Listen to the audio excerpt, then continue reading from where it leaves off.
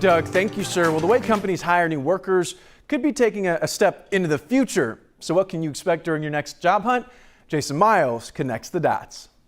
Your next job interview could be with an artificial intelligence hiring system. So how does an algorithm pick who to hire? Let's connect the dots.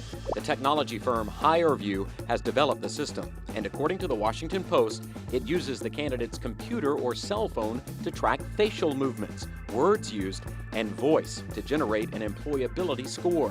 And it's not just fancy schmancy tech firms using it.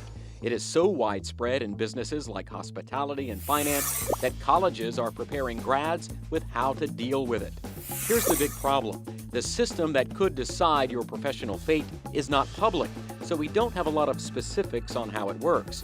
According to critics, using facial movements and mannerisms to find the best employees is a pseudoscience and possibly a license to discriminate. The good news is you don't have to perfect your handshake. Connecting the dots, I'm Jason Miles for H-Town Rush.